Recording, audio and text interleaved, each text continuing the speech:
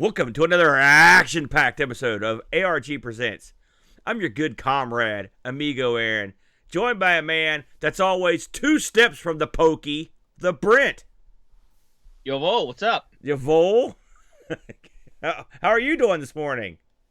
I'm well. How about yourself? I'm okay. I'm not too bad. I'm ready. I'm actually fired up, Brent. I'm caffeinated. I'm ready to go. So, last week, in case you missed the show, we spun that wheel. We made the crazy deal. And this week, Brent, in a stunning turn, we'll be playing games that were powered by BAM, the POKEY Chip. Don't think it won't poke you. The POKEY Chip, Brent. Atari's gift to the world. Did you know anything about POKEY Chip games before this week? I knew of the POKEY Chip, but I wasn't in a position where I could be like, oh yeah, that game had it and that game had it.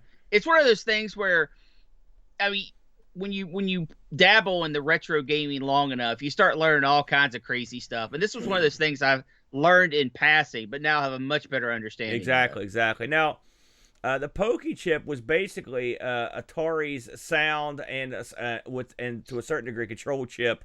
We're going to get into it real quick. Now, Brent, this may come as a stunning shock to our listeners and viewers, but we are not what I would call technically inclined in the ways of these sorts of things. So we're going to bumble through some information we don't understand in a vain attempt. Where are we inclined? Well, I don't know. Food, I'd say that would be that'd be one area that I would consider us experts in. So getting over to it here, Brent, the POKEY Chip was a chip that would provide you audio with 4 semi-independent audio channels, okay? You could have 4 8-bit channels, 2 16-bit channels, or 1 60-bit channel and 2 8-bit channels, okay? Not bad. This thing would also give you the ability to double up, or in some cases add more, like 4 of these things to one game. 4 of them. By the way, POKEY, pot, keyboard, integrated circuit. Somehow they got POKEY out of that. Yeah. So there you go. Let's be happy they did, because otherwise. Yeah.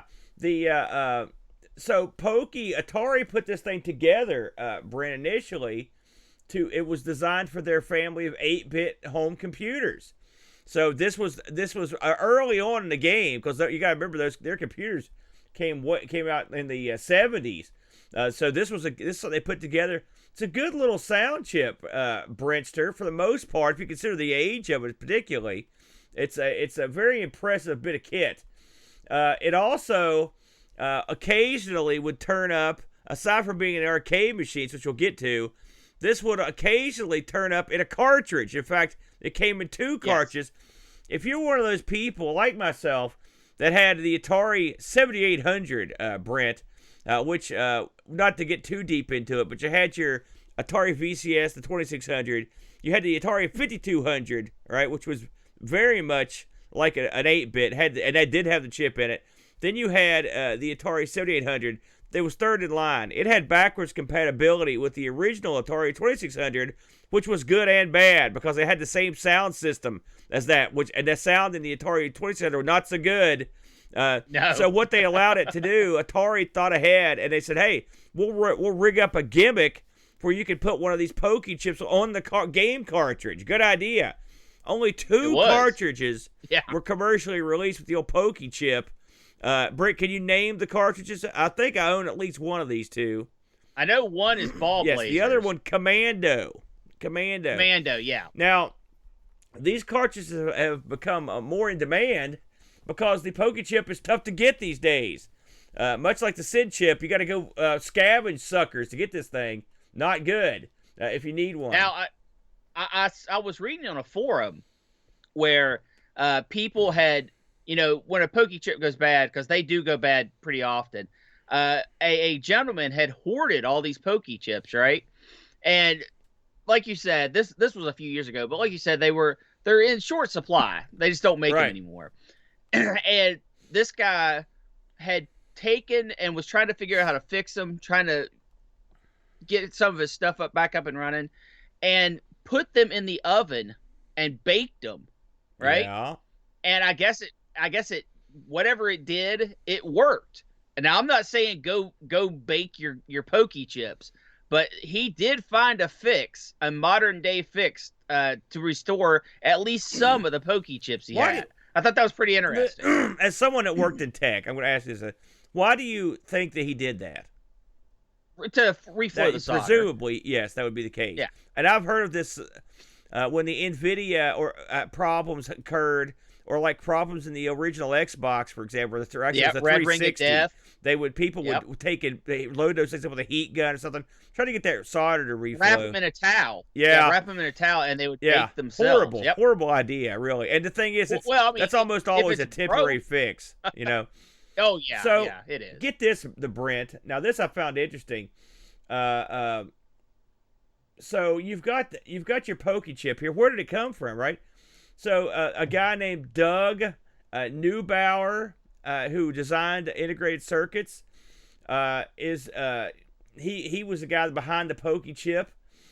He was a very brilliant man, and so not only was he behind the Pokey, he also was a game maker for Atari.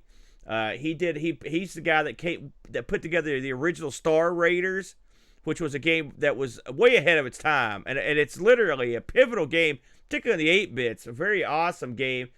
He also worked on the game, and this is funny because this was sort of a spiritual successor to Star Raiders, a game called Solaris.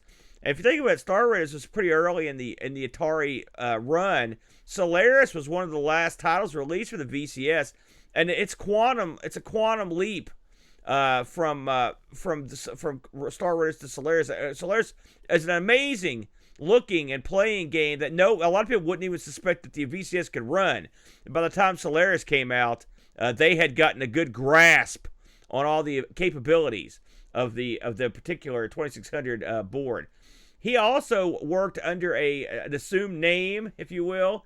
He worked for Fox Video Games, and his fake name was Dallas North. That's a good name, Brett. Sounds right out of a porno. He worked on Mega Force, which I believe was based on the movie, Alien, which I know was based on the movie, and a game based on a TV show that I used to love called MASH. So he also did those games. He also was working on The Last Starfighter that was going to be based on the film that ultimately they ended up taking that code, and that ultimately ended up becoming Solaris. So he did a lot of good stuff. He also did Super Football and Radar Lock. So he did a lot of neat stuff. Now, before we move into the main event, I want to talk about some of the stuff that actually ran with the Pokey. The Pokey was at arcade machines to beat the band, Brent. Yeah, I'm just going to run down a few of these bad boys, and you can give me a quick thought here or there. You've got, I noticed there's a ton of the Vector games on this list, okay? You've got your Tempest, your Star Wars. Star Wars had 4 Pokey Chips. Major Havoc had 4 Pokey Chips, and Gravitar had 2. Black Widow had 2. Space Duel had 2. All right, so those are all Vector games that were loaded down. Return of the Jet, or Empire Strikes Back had 4 of these bad boys, and Quantum had 2. Red Baron had 1. So you had a lot of games there for the Vector arena, and those Vector games were known for having really good sound, weren't they? Absolutely. Yeah. So you could do something. This thing that they really pumped a lot out of the Pokey. Then you all. Yes. Another little fun fact with the whole Pokey Chip. You know, they had the single, the double, and the quads. Internally, I'm getting this from a write-up from Jed Margolin, who worked for Atari at the time. The engineers didn't want people knowing that they were basically just daisy chaining chips together. They wanted them to think it was like its own little thing, because when the Pokey Chips were first invented and was hanging off of arcade boards to do sound, that actually opened up the whole sound industry for Atari, as it being its own department.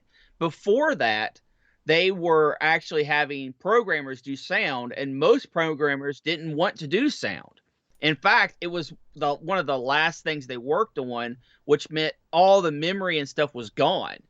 So they took when the Pokey Chip came out, they were like, okay, that's great. We've got this chip. We can do certain things with it. But that's not what we want to do. We want to work on gameplay and ideas and graphics and stuff like that. And that actually started Atari's sound division.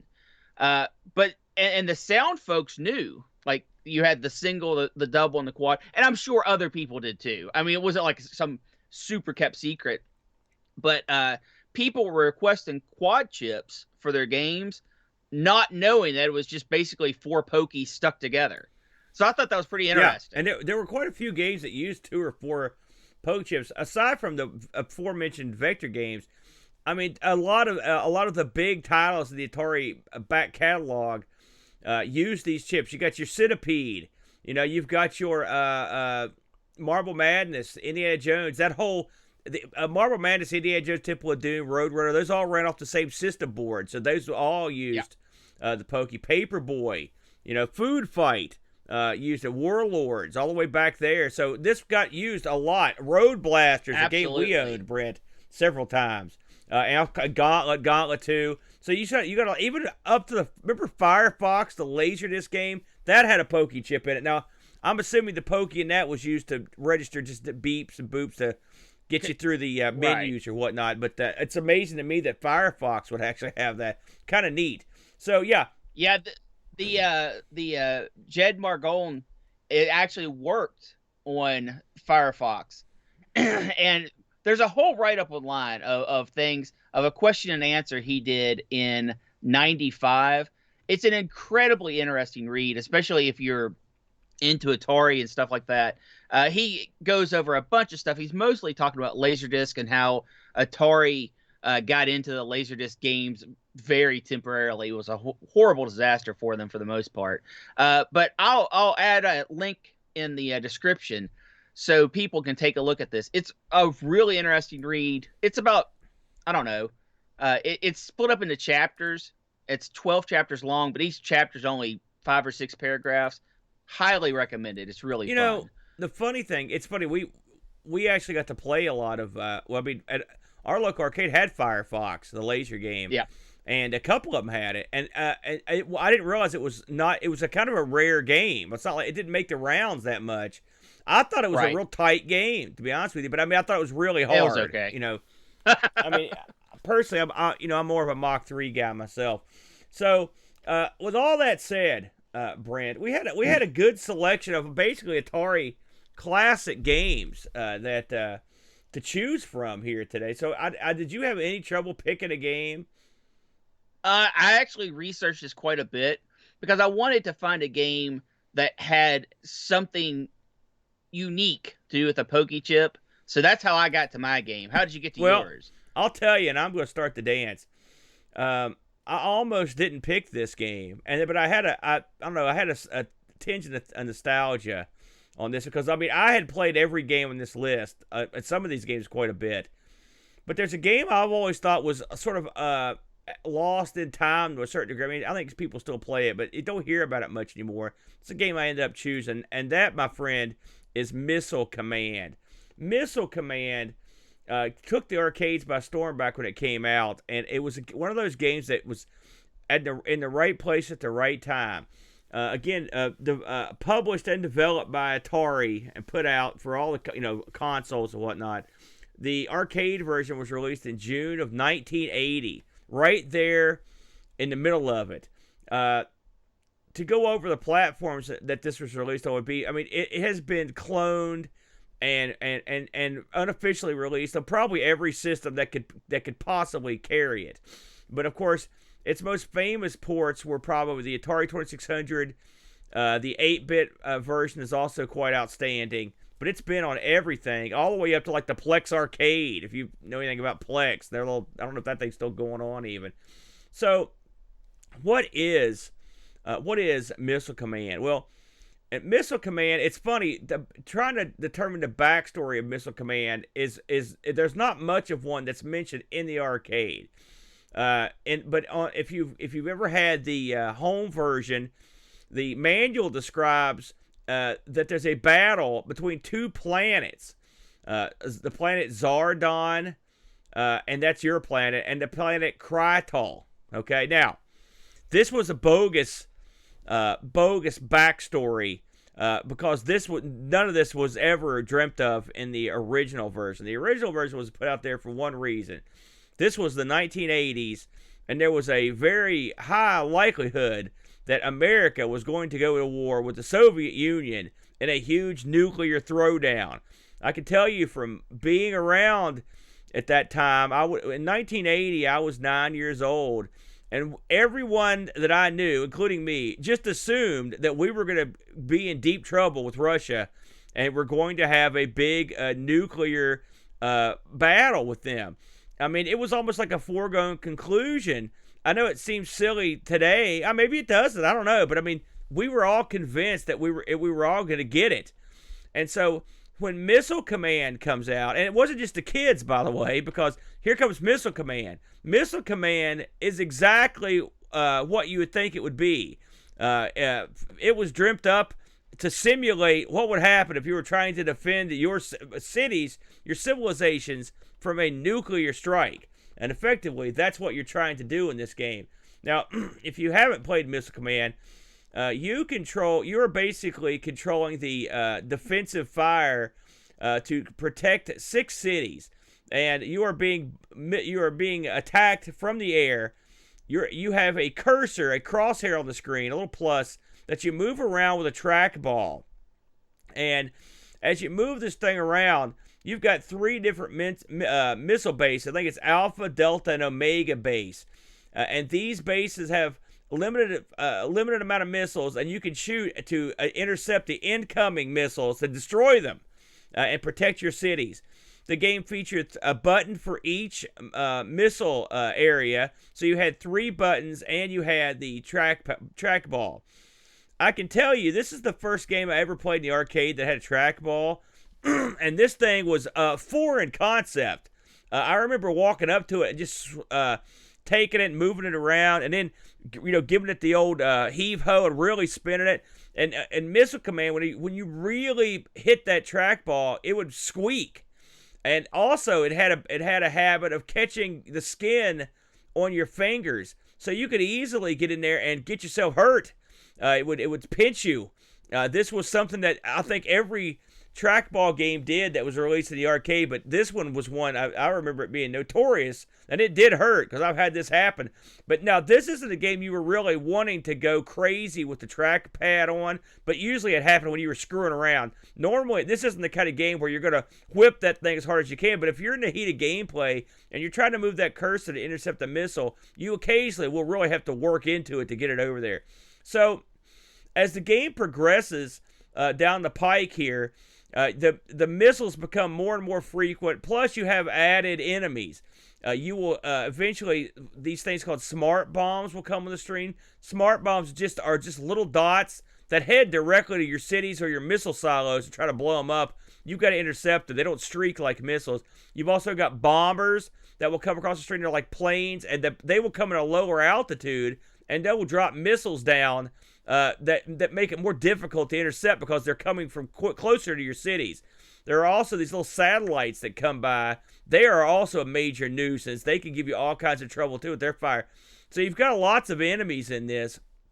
The way it works is it's the game plays in stages, and as you go through it, once you clear a stage by killing all the incoming missiles or enemies, that stage will end. It will tally up the amount of missiles you didn't use to protect yourself, and then it will tally up how many cities you've got left, and it'll base your score on that, and then you'll move on to the next round.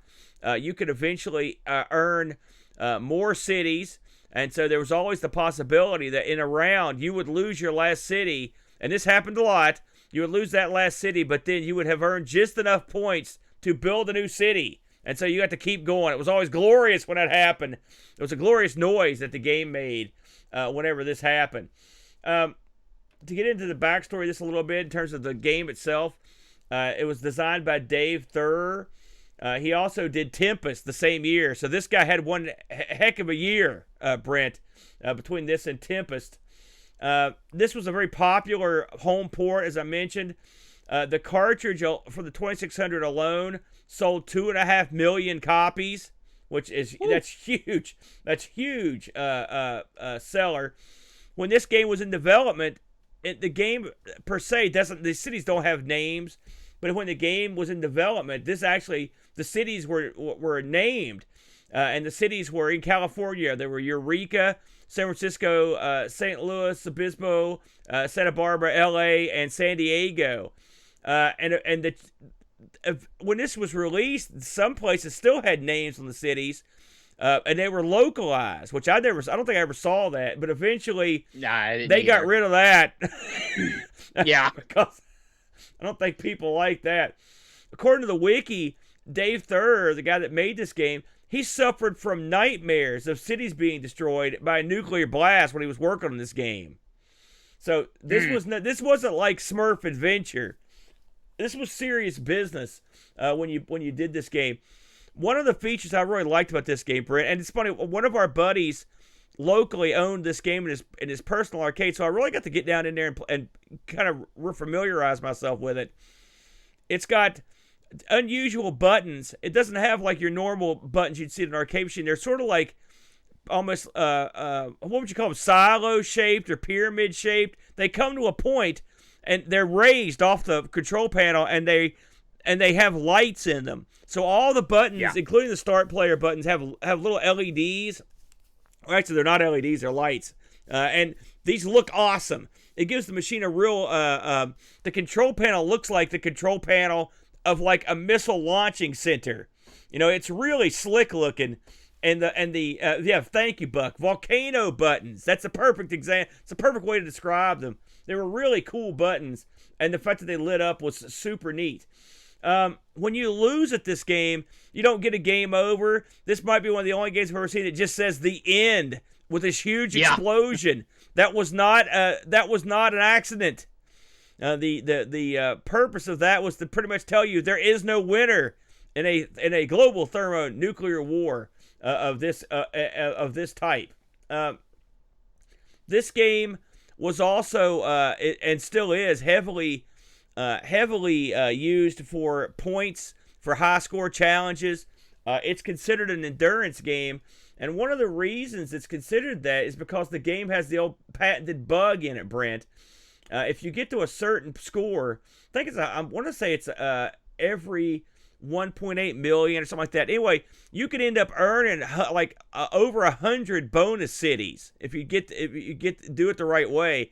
And so this is a game that you could actually play in marathon sessions, and then you could just walk away for a good while, get you a Coke, get you some cold ones, go to the can, and come back and keep playing. I saw a documentary on this actually way back in the day. I'm trying to think of the name of this sucker. And it was actually quite good, but it talked about guys going for the high score on this game. It was real neat. Now, if you are an old school fan, there was an old documentary. I'm trying to think. It was one of the early video game documentaries. It actually talked about a guy named Roy Schlitt. I think his name. Remember this guy? I think his name was Mr. Awesome. And he was this absolutely insane person who was the master of Missile Command. He played in tournament. He would play in like a tournament mode. He was out of his mind, and I always enjoyed his antics because he was clearly a sick man. But he's my kind of sick. He was out to lunch. But there's been a lot of high score action on this game. As you go forward in this game, you can actually get to the point where everything slows back down. So it lends itself to loops around. it lends itself to an endurance test, and that's what makes it interesting. Now, with all that said, I've never been a great hand at this game. It just gets frantic to the point where you're just basically launching missiles like a madman.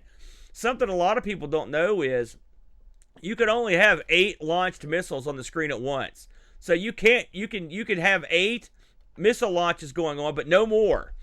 And you'd think to yourself, 8. Holy smokes! How often would you have that going on? Well, you'd be surprised. And the fact that your bases do run out of missiles after a spell makes it even more insane. Brent, I'm sure you gave this game a play back in the day. What you have any thoughts?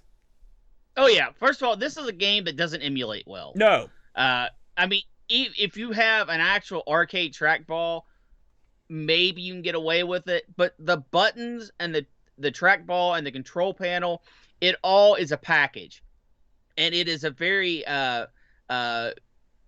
overwhelming package on how much more fun the game is when you have all those components.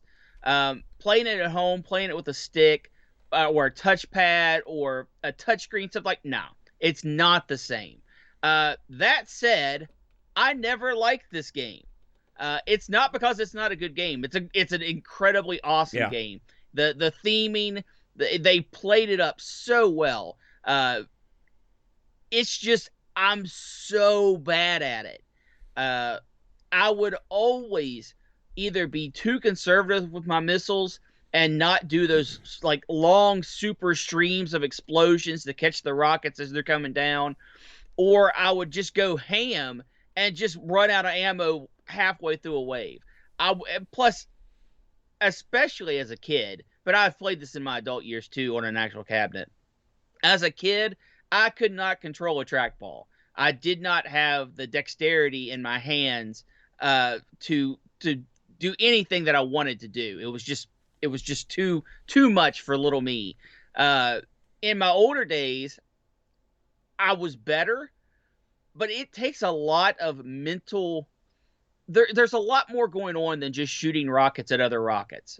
You have to be aware, especially in the later levels, at what base you're shooting your missile from, because that makes a difference on how fast the explosion happens. And you have to lead the rockets that are coming down. It's not about just pointing on them and clicking them. You can kind of get away with that for the smart bombs.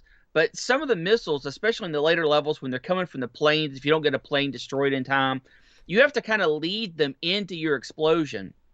And that means, depending on what base, one of the three bases you shoot from, it's going to get there and explode faster. So there's a lot of mental gymnastics going on with this game that I would say a lot of players didn't really think about at the time, but it is part of the gameplay. It's really nice.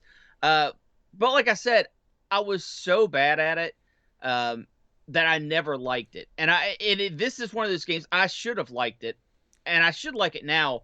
But I have so many bad memories of it. I can see how this one would get on your bad side, because not because it's a game, but the part of it is that it's the play elements of this are completely unique to the series.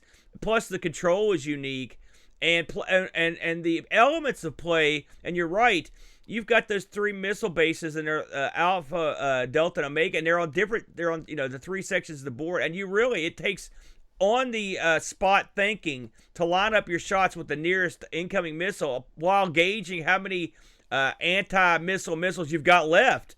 It's a lot of mental gymnastics. This is a difficult game. It doesn't seem that hard at first, but it really becomes a challenge to become excellent at it. And there's nothing worse. There's no more empty feeling, Brent, than looking down and hearing that plunk noise that you're out of missiles, and you look up and there are missiles streaking towards your cities, and all you can do is sit there, and you're going to lose at least one or all of your cities, and there's not a darn thing you can do about it but sit and watch. It's an empty feeling, and this game has an atmosphere that, and this is, I'm sure this was intentional, but it's a hopeless game. I mean, ultimately, you're going to lose every city, and everyone will be killed, and you're going to run out of missiles. Do you remember when the Patriot missile gained a lot of attention over in Iraq back in the day? I'd heard about these missile defense systems, but that's the first time I'd actually seen one employed, and I was instantly taken back to this game, where here you are launching these basically anti-missile missiles, these streak missiles up. It was kind of creepy. That's not the kind of creepy I want to be involved in. I don't want anything to remind me of Missile Command. No good. Now, Aaron, would you agree that this is not a game you can emulate well? I do. I mean, can you use a mouse? Yes. But it's not, you don't get the same. You have so much more control. Listen, I would buy one of these and real quick. And why would I do it? It's one of those games that you have to play, because the arcade machine is a total package. The control panel looks awesome. The layout, those buttons. I don't know about it. There aren't very many games that use those type of buttons, and none of them use them as well as Missile Command. Just there's a feeling when you hit them. You don't need a big arcade button for this. You want those little volcano buttons. Those work perfectly for this, and the trackball is perfect. You don't have. I don't know. Have very few arcade games that give you the precise control over what you're doing as Missile Command, and that goes a long way, Brent. I should mention just a little cleanup. Missile Command, of course, held in high regard. I have here in front of me an Atari XEGS. It was their, basically, it was a game system that you could turn into a computer. Missile Command's built into it if you don't put a cartridge in it. That's how important this thing was.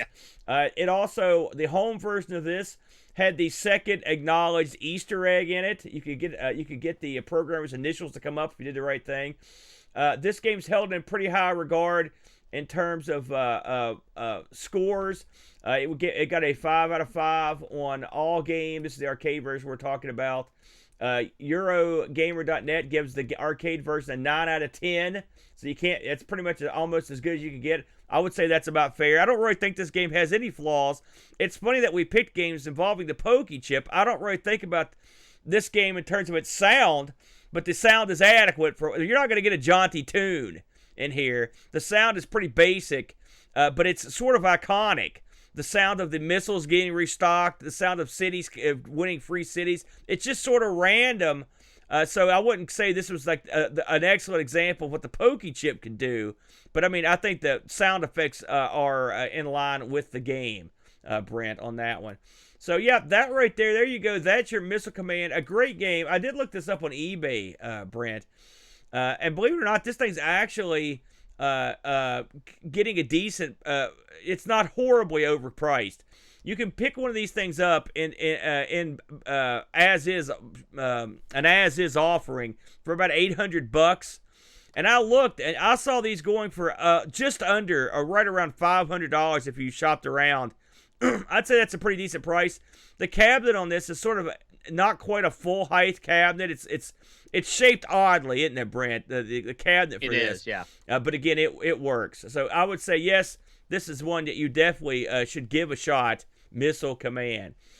Now, see, I don't think you should give it a shot. If you can't play this live, it's just not the same. No, I'm talking about live. Absolutely should play it live. Oh yeah, live. If you're going to play this at home, get like the 5200 trackball or a 8-bit computer trackball, or have if some people have the MAME kits with the trackballs in them, you're okay. You're good to go there. But playing this with a mouse, I mean, again, you can play it. It plays fine, but it doesn't give you the same feeling because the mouse is a little bit too precise.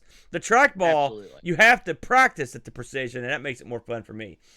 All right, so there you go, Brentsters. Now, with all that said, what did you pick this week as your POKEY Chip game, Brent?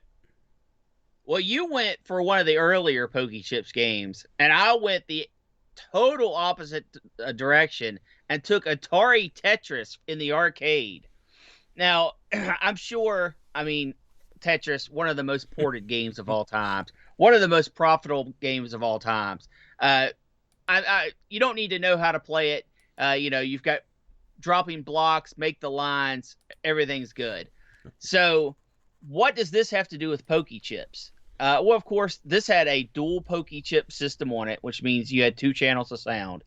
And I don't know if you mentioned this, Aaron, or I'm sure you were aware, when things had more than one POKEY Chip in it, if one POKEY Chip went bad, the other one would function. Oh, I didn't know that. No. In most cases. So you would just get one channel of the sound. You might just get the music, or you might just get the sound effects, depending on how it was. So Tetris was a dual POKEY Chip game. Another thing about Tetris, Aaron, was it did not have its own cabinet. This was a conversion-only kit, if you can believe it. Yes. That is stunning to me. Yeah. They actually had 3 different kits. You could have the upright cabinet, which was, the one you stand at and play at. You could have a cocktail cabinet, and this is one that is you're actually on one side and your opponent's on the other. Yeah, I've seen that one. And then they had a Cabaret Mini, and Aaron, I believe you have a picture of that for us there. This originally was a Clax machine, and they actually retooled these at the factory and turned them into Tetrises, but they weren't none of these started out as Tetris cabinets. They actually were all factory Can you explain modified. that for the people listening at home? Absolutely. This is like a cocktail tap cabinet, but both of you are sitting on one side. So the controls are split left and right, and you're both kind of angled in looking at the screen. We've had some 2-player cocktail before where you could put 2 people on one side, but never like this, because these are both picture in your mind's eye a cocktail table with 2 control panels on one side, but they are slanted, angled, and between them is the coin area in its own little part. What a bizarre. Why would you make it like that? No, this is perfect, because you can't do a normal cocktail table. Doesn't make sense for a game like this, because this is a 2-player simultaneous game. So you can't have the screen. But you could have one, because all the objects are falling down. But you could have one long control panel. Why angle it like that? That's just bizarre to me. That seems like a lot of more work. Space. I've never seen a cocktail like this ever. These have got to be incredibly rare. They're fairly rare. Like I said, they started out as clacks machines. And that's, I've never seen a clacks like that either. Bizarre. Very bizarre. Yeah, that's so being a kit computer, or a kit computer, the NASCAR. being a kit game, this would fit into a JAMA cabinet. So no problem Really? there. Yeah. This was a JAMA game. I didn't know that. This is also a very rare game where, while it has a 4-way joystick in it, one of the directions is not programmed in. This only has left, right, and down, because in gameplay you never use up. So they actually did not program up as a function. Everything is left, right, and down, and button, of course. So very interesting little tidbits from the arcade. When this came out, Aaron, of course, I don't know if you are aware of the licensing debacle that happened with this. Yes, I am aware of that, yeah. Tetris, of course, developed in Russia, and it was developed in a way that the creator didn't actually have the rights to the game. It was in a conglomerate, we'll say. And that conglomerate started licensing it out because people were going to him and said, hey, I want to license this game. What do I need to do? How much do I need to pay? And 2 different companies were claiming ownership of this or are able to release the licensing of it. So some people bought the license and it meant nothing because they didn't actually have the rights to sell it. So those people got screwed. And then when people did get the licensing, they would go in and say, I want to license Tetris. I want to make it for like Nintendo. So I want to make it for the consoles and handhelds and arcades and do all that stuff. And they were like, well, listen, we'll give you the rights for the handhelds, right? And we'll give you the rights for the consoles. But let's hold off on the arcade rights. We're going to give them to you. Don't worry about that. But let's work on this, working out a deal for this contract first. And what happened was Atari came in the back door and said, well, we want this stuff too. We're going to give you X amount of dollars. And they sold the arcade rights to them. And another group got the rights to release it on computer. So this license was split all over the map. And it proved to be a very lucrative license because, of course, the game sold, millions of copies. and all of them did very well. Well, Atari said, nuts to that. We're just going to release it. We're going to release Tetris on the consoles as well. We've got the rights to it. Of course, they didn't. And they released it under their Tengen brand. And that got pulled. There was a huge lawsuit with them and Nintendo. And most people believe that the Tengen version of Tetris for the Nintendo was the superior version. It was. There's no doubt about that. Included. Yeah, there's no doubt. But Nintendo won the lawsuit, and they had to recall the unsold cartridges and destroy them. So this has a interesting history on the console side and the arcade side. But here's what brings it all full circle with the POKEY Chip. When all this was going on, this was the last game to have a POKEY Chip in it, the last arcade game. And there's a couple reasons for that. Of course, this was released in 1988, so the chip's getting on in years, to say the least. Still a very capable chip for what they were doing. But Trammell wouldn't sell Atari POKEY Chips anymore. Now, is it because he wouldn't do it? Is it because he couldn't do it? I don't know. But we were like, nah, that's it. We're done with these. So much so that they were still selling Tetris kits and didn't have POKEY Chips to fill the orders. So they had to resort to putting bounties out there. Every POKEY Chip that was in a Tetris past the very initial release, they were paying a $50 bounty to get POKEY Chips per chip. Now think about that, Aaron. One of the great things about the POKEY Chip is it was a cheap little thing that did an awesome job. And now they're paying, up to $100 to get these things into the boards to get them to market. Crazy times, crazy times. Now, of course, Tetris in the arcade, lucrative deal. It was a smash hit, just like Tetris on everything else. So I think Atari did fine financially with it, but I think it's very unique being the last one. They couldn't get the chips for it, and they had to pay all this extra money just to find people that would sell them the chips. Yeah, no kidding. Today you can get POKEY Chip replacements, right? But you can even buy old stock in POKEY Chips, and I was pricing them out. You can get them for about $15. And that is, in 2021. So they were paying $50 for them back in 1988 to fill these Tetris orders. Crazy times. Yeah. I just thought that was a really interesting story. Now, Aaron, I know you've played Tetris before. Do you have a particular favorite Tetris? Well, this one. By far. The arcade, this game appeared in the Student Center when I was at Marshall. Now, this game came out in 88. I started Marshall in 89. Okay, Marshall University, and they had two video games in their student center basement. They had Bad Dudes, which I loved, as you know, and they had this, and I was like a puzzle game, what the heck? But then I started watching the game be played. I'm like, well, this doesn't look that tough, and then bam, it got me. The Tetris machine. I played the crap out of this machine.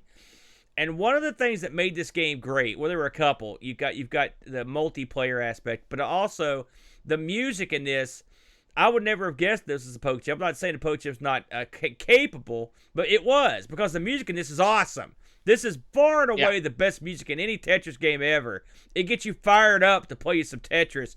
And I can't tell you how many times I would hear the songs and this echoing through the student center over the years. It's just an awesome tune, and they did. What I liked about it is that they kept the Russian theming. They embraced that aspect, because this could have came from anywhere. You know what I'm saying? Yeah. And they could have just been like, I mean, look, what country do you associate with clacks? You don't really think about it. But when it comes to this, okay, this comes from Mother Russia. This is the big export from Russia, and it adds to the flavor of the game. It gives it an exotic feel. When this game came out, this was another one of those games, probably one of the last games of that era where you would wait to play. And at least like the places I went, almost every arcade had this. This had to have been a big seller in arcades, because I did see this one quite a bit. And it also is a game that had longevity. I would see it out there for years. You would catch these things occasionally. This is another game I would buy instantly to put in an arcade. You're probably thinking to yourself, well, you can play Tetris. This isn't like Missile Command where you can't play it at home. You can play better versions at home. Sega released some really good versions of this arcade version you can emulate. There's tons of great versions. It's been released a million different ways with challenge levels and everything else. but there is some appeal, some lasting appeal to this version. This version has those songs. This version has that look that I really enjoy. And I will. A little dancing guy that comes out, which a lot of other versions. Yeah, the dancing guy. Also, I like when the little door opens when you're taking too long. And he's there tapping his foot. You're making the dancing guy wait. He didn't like it. He's, he wants to start. I thought, Eric, I thought it was awesome. If you hit the button when the door's opening for the victory dance guy, a hook will come and actually hook him and pull him out and start the the next level faster. I gotta try that. If you tap it when he's doing the flip, he'll actually dodge the hook pull, but then the hook comes back and gets him and pulls him out. It's funny that we both picked games that have a sort of a Russian or Soviet slant to them. Again, completely unintentionally. But this game, of course, this was 88. Boy, it's funny what a difference 8 years make on the world stage, and things. You had 8 years of Ronald Reagan in there and Gorbachev, and you had there was definitely a different vibe going. We weren't at that point. We didn't think we were all going to be killed nuclear annihilation. Russia conquered us in another way. They conquered our pocketbooks and our attention spans with this classic game, the game that launched the Game Boy into the stratosphere. Absolutely. And the game that has been sold and duplicated and copied. I'd say the games we played today are two of the most cloned games of all time. You just saw it over and over. Tetris has got to be the most illegally released game ever made. It's on everything, calculators and forward. But again, this Doom, man. Doom. This version of Tetris is my personal favorite, and a big chunk of that is because of the music. So it's an excellent one to spotlight because of the POKEY Chip. So I got to give you this one, and I'm glad this came up because I had no idea that this had a pokey in it, so it makes it kind of fun. And I also had no idea it was jam. I found that interesting too. Yeah, this is obviously, if you've never played Tetris, first of all, I don't believe you. Yeah, no kidding. But second of all, if you haven't played the Atari Tetris, the arcade Atari Tetris, that I can at least fathom. Yeah. You owe it to yourself to go and take a peek. It really is a great take on the original concept of it all. And it's tremendously fun to play. It's fun to play two-player, but it has a really nice single-player, the way it does its levels.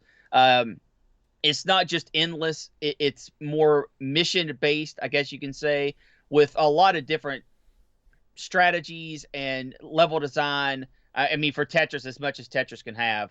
That makes it pretty challenging. So absolutely give this a look. If you can find it to play on location somewhere, for goodness sakes, put your quarters in. You'll have a great time. I was just looking on eBay to see what this is going for. Did you have a look?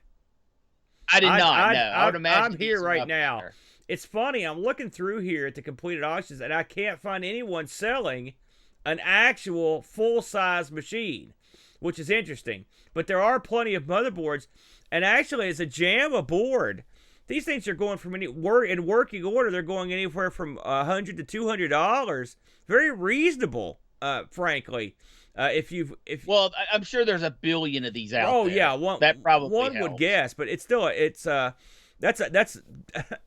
we're out of the game, Brent. But if I was still in the game, that would be sorely tempting, I must say. But yeah, excellent choice. I really enjoyed looking into the POKEY Chip. It's one of those crazy things that we come up with that we would never have thought of on our own. So, with all that in mind, you know what time it is, Brent. Let's spin this sucker. More POKEY Chip time? No, it's wheel time. Wheel time. Here we go.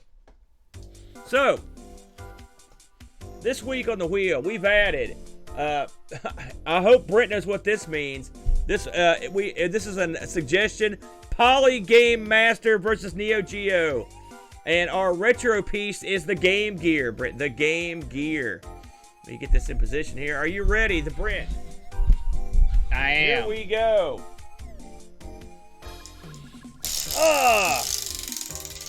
Get it right up in there. And the winner is... Oh, God, no. Oh, good God, no. Oh, no. No. Well, because the wheel hates us. The wheel has screwed us. My God, fans.